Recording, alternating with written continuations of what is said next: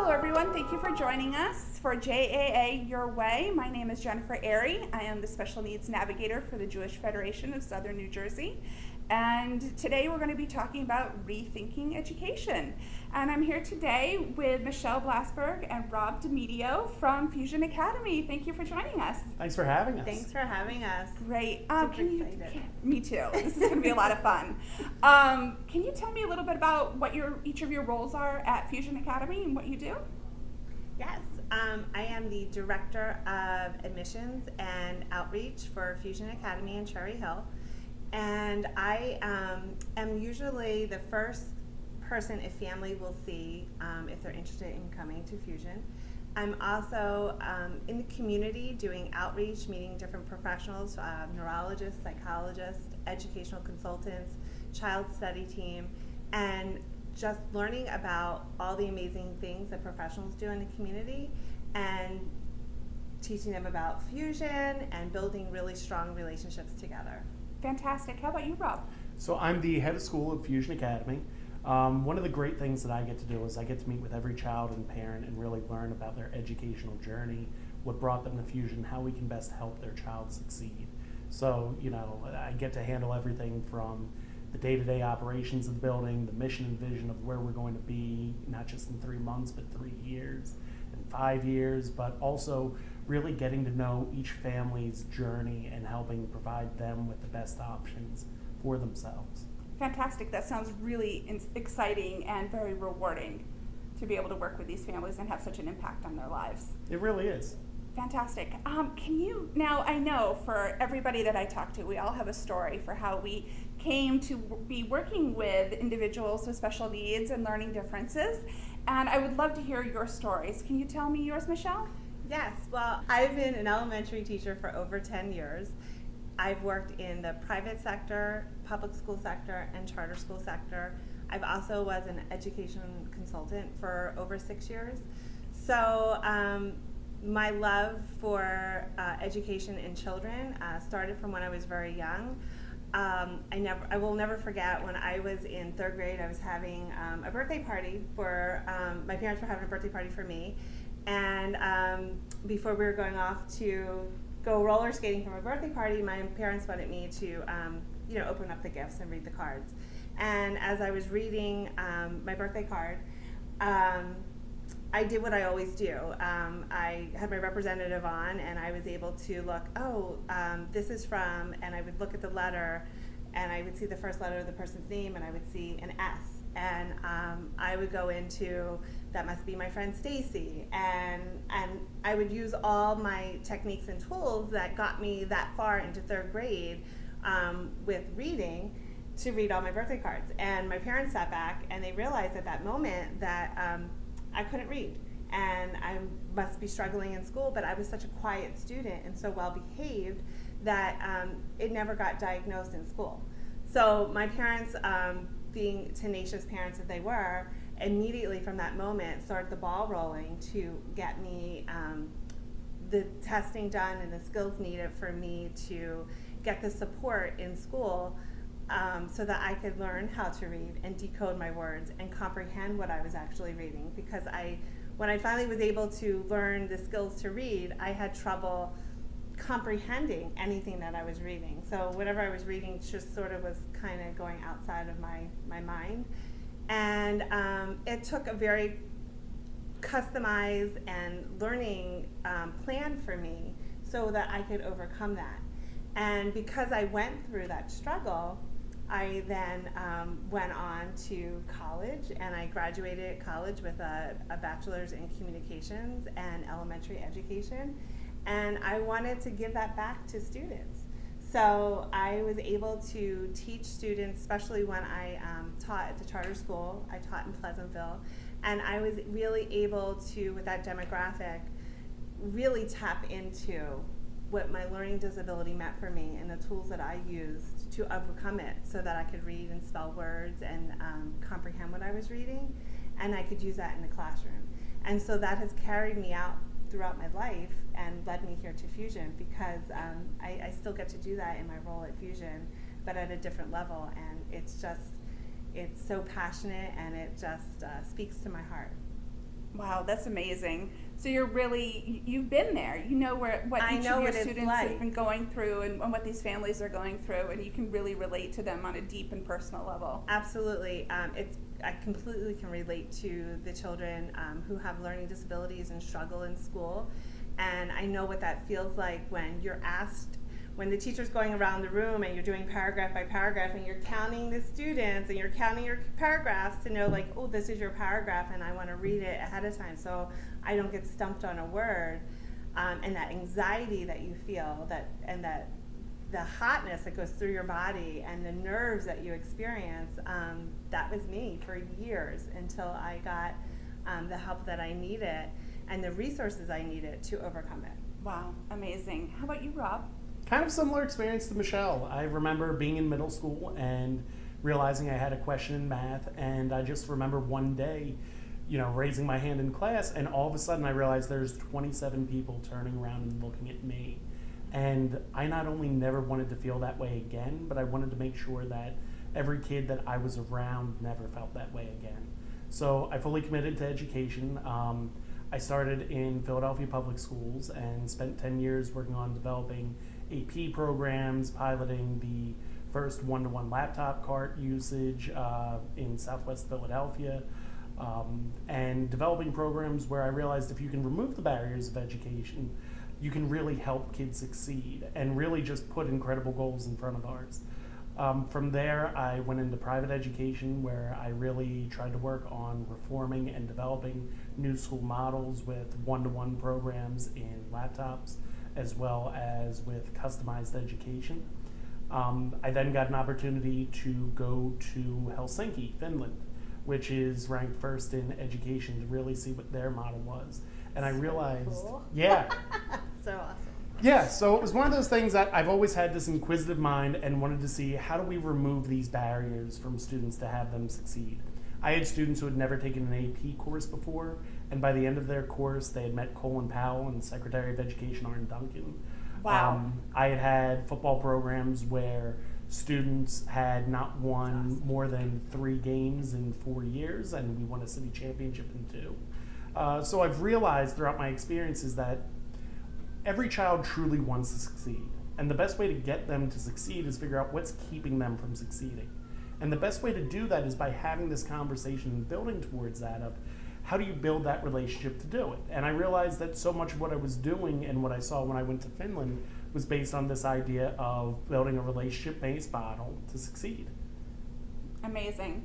Wow, you both of you have really been very innovative and working hard to really enrich and change so many students' lives. It's incredible. And Rob, you mentioned learning models, and Michelle and I were actually talking about that earlier, and she was telling me about traditional learning models versus a more modern and contemporary learning models that can be customized. Can you guys tell me more about what is a traditional learning model? What does that look like?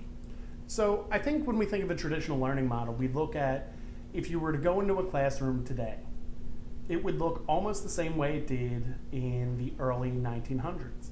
It's built on a model of everyone's in rows, everyone's learning the same thing at the same time, regardless of here's this highly successful kid who probably needs to be in a calculus class, all the way down to someone like me who just really needs additional help in figuring out basic algebra. And they're all expected to learn at the same pace, at the same time, and the same way. With customized learning, it really does allow us to have all these different models between flipped classrooms, one-to-one instruction, everything else, of really developing programs that really fit the needs of the learner. I think I was just going to jump in, Rob, and mention also classrooms maybe 100 years ago look very similar to classrooms today, and they also have in the classrooms the ranking and competitive nature in the classroom, which I feel as though really causes a lot of anxiety in school and stress for students. So I think we're still doing that in our schools. We know how well students have ranked on tests because we might be posting the scores, and we also might know these are children who excel and these are children that need the extra help, and it's very identified in a traditional school model, and I don't think that's changed much, and I think that causes that ranking system and competitive nature in school is causing a lot of school anxiety and frustration with kids, and sort of setting them up for maybe feeling not enough. And I think with a customized learning, you don't see that as much. I think a lot of the times it's very difficult for a child to understand that because they're so successful in one subject but not doing well in the other, they become labeled as like they're unsuccessful. Where, if you look at the works of like Angela Duckworth and Grit and, so many of the other books on learning, we should really be showcasing what the child is good at while still helping harness and develop what they need additional improvement for. So it's the idea that, children do learn in different ways. There's different levels of success, and they should be assessed differently for them as opposed to across the board for everything. Sounds like a more of a strengths-based approach to me, rather than just a one-size-fits-all. I think strength and also relationship-based. Really getting to know the child, knowing what their strengths and weaknesses are, knowing what their fears are, so that you can tap into that and you can really see behind the child to kind of motivate that learning and understand where they're coming from. Also, I feel as though getting to know the child in a mentoringship sense too, I think also stimulates success in children. Wow, fantastic. Now, you talk about building those relationships. Are there other ways that having a customized learning model for your child can have an impact on their life? I feel as though with customized learning, you instill a love for a child, where you love the child can feel safe and secure in their learning environment, and you start to build a relationship with the child. Once the relationship is built, which sometimes is hard in a traditional school model because we have so many kids in a classroom, it's really hard to really hone in and sort of get to know each child in a way that we really should be knowing each child and build those relationships. We can then motivate the child to learn, because now they feel safe and they feel secure, and we built this relationship together, and they want to learn more, and we're teaching to what they like and what their interests are, and then from that point, the teaching happens, and then they start to flourish and they start to succeed in their school environment. So I with a customized learning environment, you see that learning happening and the flourishing in a child all of a sudden who wasn't succeeding in a traditional school model. When they're roped into being like everybody else, all of a sudden, they're successful. Great. Can you give me some examples of where that customized learning model has had an impact on a student's life, and some ways that you've been able to customize that learning? Do you have any success stories or examples you could share? Yeah, do you want to? Yeah, absolutely. Yeah. So, I think the best thing when you look at customized learning and really understand that is you really have to look at, I think we're, into this series, and I'm going to bring up my kids. You have your first child, you read every book, you think you know everything, you're that perfect dad, and you're going to be that perfect parent, and you have everything set, and then that second child comes around and completely turns it on an angle. And I think the way we see that is you have to realize what works for one child does not necessarily work for another. And the way that we kind of do that in customized education is it's not just saying we're going to adjust, you're going to do basic work, but it's more that we're going to adjust as what we're seeing needs to be done and see fit. We've had students that have come to us that because of the activities they're involved with after school, where they're very successful in sports, the theater, the arts, but they're having trouble keeping up with classes because they're already doing 4 to 5 hours after school. They need a different way to work, and it's one of the ways that we've seen our students really succeed well is if they have a specific time that they can build around their crafts and their loves, they're happier all around. And when children feel that you're listening and you understand what their passions are, they're more likely to buy in and really have that passion in your classroom as well.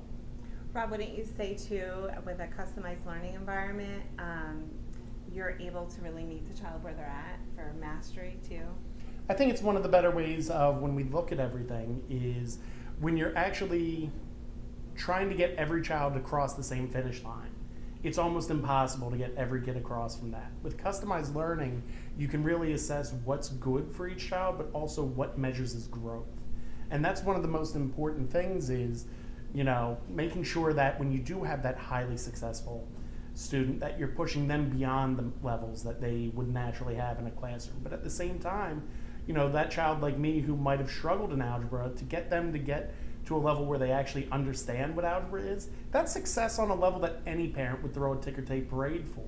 And it's something that we do. Well, you Absolutely. do, and you tailor it to them, I think. So, which is amazing. And we tailor it because you really know the child. Mm-hmm. And then all of a sudden, they're learning. They're not just going to school because they have to go to school, but they're going because they enjoy it and they're learning based on things that interest them. Michelle, I loved the story that you shared with me a couple weeks ago about how you have a student who has this huge love for anything to do with the ocean, loves marine life, marine animals, and they were at the point in their schooling where they kind of have to go through that rite of passage where we have to dissect a frog. And rather than letting it be just let's dissect a frog, you looked at it and you said, what's this learner's passions? What's the student's passion? And you actually got a shark. Right. Well, there's a lot of things you get off of Amazon. That's true. But that's the customized learning model. Is when we got to that point in the curriculum, and we were doing the dissecting of, in most traditional schools it is the frog, or it might be a pigeon, or what have you. We are able to get to really know that student and ask those questions. Hey, we're going to get ready to dissect an animal, what would you like to do? And build those relationships. And what about a shark? Because I love marine life so much. And with a little time and just a little research, we're able to do that because why not? Right? Why not? We're still learning the same material, but we're learning it with something that we actually enjoy learning about. I love that. Absolutely. Why not? I think when you look at us as educators, and the important thing to really see is when you really do bring love into the classroom and you're really building that relationship with the child and showing that you care about them, you're not just loving them, you're looking and listening to see what makes them interested and where they're struggling in. And that's a great example of taking a child who might be struggling with something but has a passion, combining the two and making a successful factor to succeed. And it's a really awesome thing that we get to do on a daily basis with every child. Fantastic. Do you have any specific examples, like some students that have come to you with some of their things going on in their lives, things going on at school for them, and how you've been able to turn things around for them? Yeah, well, I can speak to one student. I'll never forget this because it was probably one of my first admission calls, and I decided to take the call on the road, like as I'm driving. And as I'm taking the call, I'm realizing that as a parent calling for an admissions and wanting to know a little bit more about customized learning environment and what that would entail. And so I pull over, and as I'm talking to mom, I'm realizing that this child was bounced around from school to school and in different counseling services with DBT and different therapies like that, and bullied in school and just not feeling good about themselves, and just at a point shutting down, school refusal, just not loving school, not feeling good about their friends anymore, and just about life, just kind of feeling icky about it all. That sounds and heartbreaking. It is heartbreaking because being a parent of 3 kids, that's the last thing any parent wants our kids to feel, right? Because we always want them to feel safe and secure. So as we're diving deeper into what a customized learning environment would look like, mom came and toured one of our campuses in Princeton, and it was just fell in love and knew that this is what they needed to do for their child to basically save their child's life. Because if not, their child would still not feel secure, not fitting in the right school environment, just not fitting in the right peer groups as well. And so being in a customized one-to-one learning environment where they are met where they're at academically to start feeling secure and confident in their learning, and all of a sudden asking questions in the classroom where before it was total shutdown and wouldn't talk in class if the child even went to school. So I look back at that call because, taking it on the road and now where that child is, it's just amazing to see the growth, not just academically, but the growth in this child loves school now and loves the classes that they're taking and loves themselves. So it's amazing. So I think if you could sum up everything that I've worked towards and everything is we want to remove the barriers that keep us from our education. And there's one word that can actually remove more barriers in your child's learning than anything else. And it's yet. The power of the word yet when explaining to kids. It is my favorite word. I know. And to give full disclosure, I took it from Sesame Street. There's a great jingle, if you look on it, from Sesame Street of the power of yet. And it's this idea that so many children create a narrative for themselves of they're not good at something.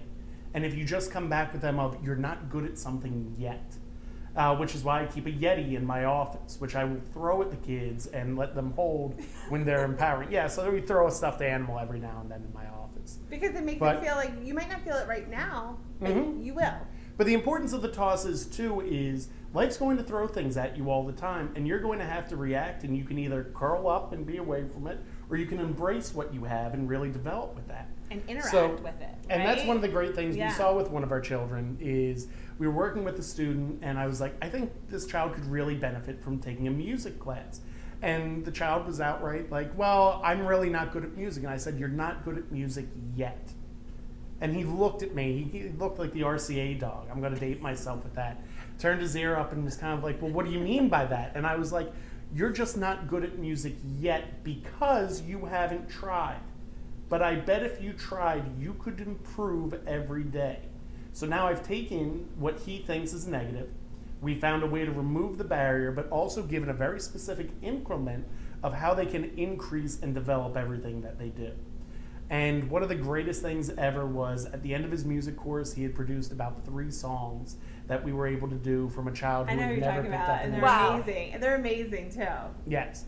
I'm hoping to get some of the copyright off of it. So, but well, it's it is just on Instagram. You could hear it on Instagram. It is on the gram. So it's one of those great things, though, of we naturally limit our children.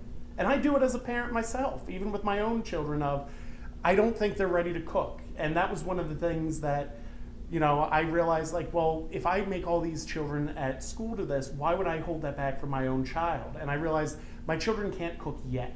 And it's one of those things that by slowly developing up their skills, they've really become someone who actually helps in the kitchen with me. So it's one of those things that as a parent, as a teacher, it's so important that you remove those barriers or those ideas, but also give them short attainable growth that can really develop. Yeah, absolutely. And also buy a Yeti for your office or house. I think I need a Yeti. Yes, we all need a Yeti.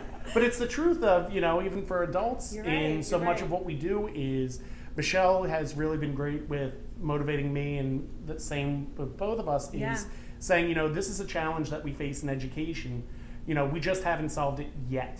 And it's that idea of, when you start getting your brain going, you generate these great ideas, you're almost limitless on the ways you're going to be able to solve them if you just remove those barriers. Yeah, I think it's having like that mindset that where you can cultivate that and, and start to evolve. It's amazing what can happen with each child and us as adults too. Well, and I think that shows it works. It works with, my 6-year-old child. It works with kids in middle school and high school, and it works with adults. But the only reason it works is because me and Michelle have a relationship that's built on we both love the same things and have the same passion of education.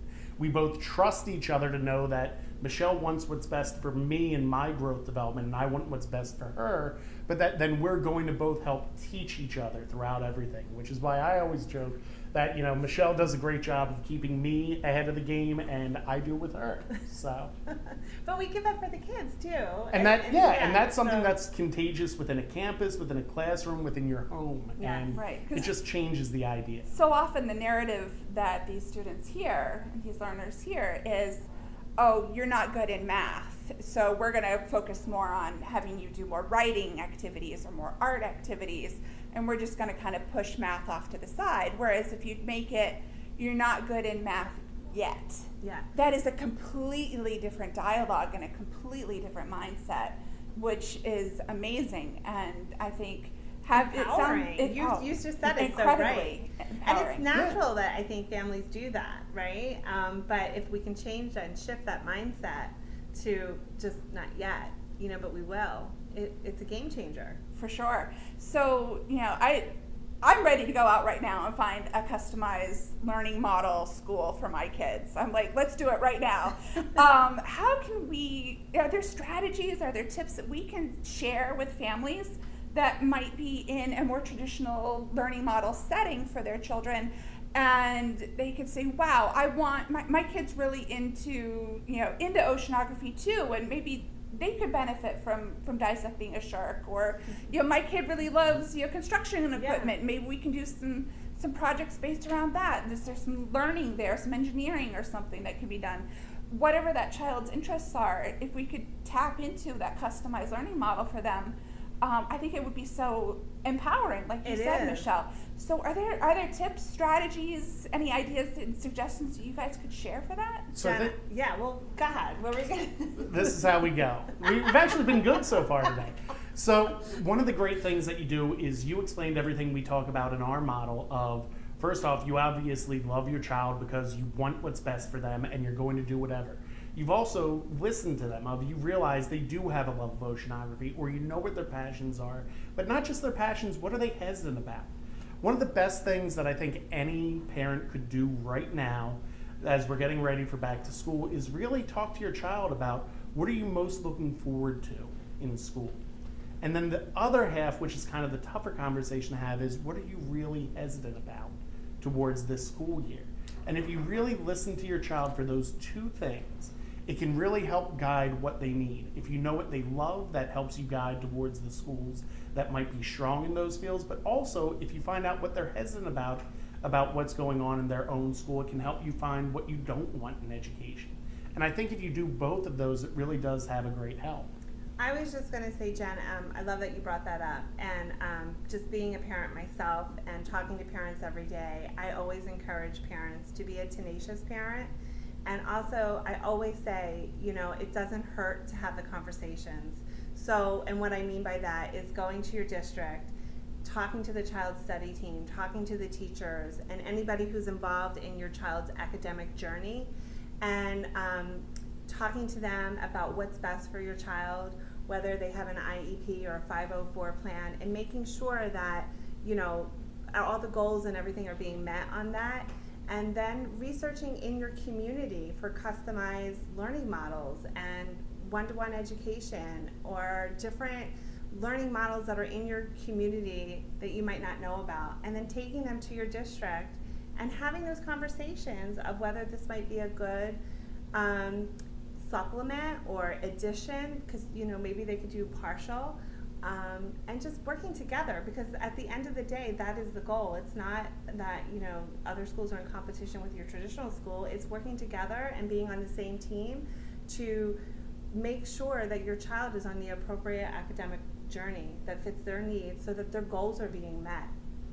So that's what I always say to families all the time, because you're working together because we all want our children to succeed. Absolutely, absolutely. And I love how you brought that back, and I remember at the beginning of our conversation when we were talking about your personal journeys to working with children, what motivates you to work with children with different learning challenges, and you mentioned that your parents were tenacious parents, and that really resonated with me, that you're passing that on to the families that you're working with now. Absolutely.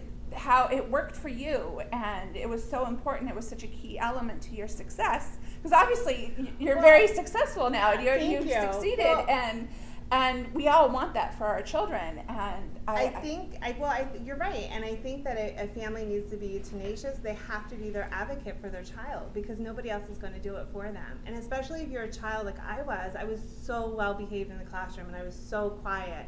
So every teacher would be like, oh, Michelle, she's such a good student. And meanwhile, I'm sitting there, I can't read a thing, So I'm like a deer in headlights, But because I was so well behaved and I was so quiet, I would have continued to be passed along until, if it wasn't for my family, my parents being tenacious and being my own advocate, I don't know what the outcome would have been. It might have been very different than what it is today for me. Absolutely.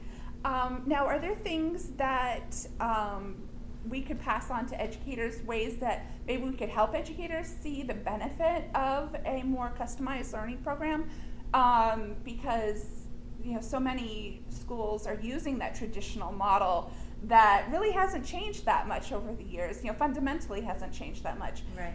And I imagine there would probably be some resistance. Are there strategies and things that we can use to help others see the benefit of a more customized learning plan and learning model? Well, I know they've done a lot of research on customized learning, and I know especially at Fusion we have the impact brochure, and it shows that students who have the customized learning school model and where they can meet the child where they're at, they show that the percentage of the child feeling confident and asking questions in the classroom and feeling good about themselves and actually learning, all of a sudden, it starts to increase instead of, completely just shutting down. I think one of the key words that me and Michelle constantly talk about, both for ourselves professionally, for our students, colleagues, and everyone, is growth. I think if you can really talk with educators, it's where are we showing growth and how is this child developed? And as parents, that's probably the best question you can ask when you get into midway through the school year or anyone else is, how has my child grown since the beginning of the class? And that's a simple way to really start a dialogue or conversation, or what can I do to help my child's growth? And I think when you're really looking at that, it really does help look at what a customized model is, or at least start the dialogue of where we need to show that. Fantastic. That is so exciting, and I love all these suggestions and these ideas, and it sounds like you guys have the best jobs in the world, helping these families and helping these students reach their potential. Yes. It's I really feel the same way. It's It's really like incredible. in my heart, it's my passion. I feel like I'm exactly where I'm supposed to be. Wonderful. And is there anything else you would like to share with our families before we wrap up? Any last words of wisdom, or? Just how important it is to have that conversation with your children. You obviously love your children, you want what's best for your children, and you want to develop everything.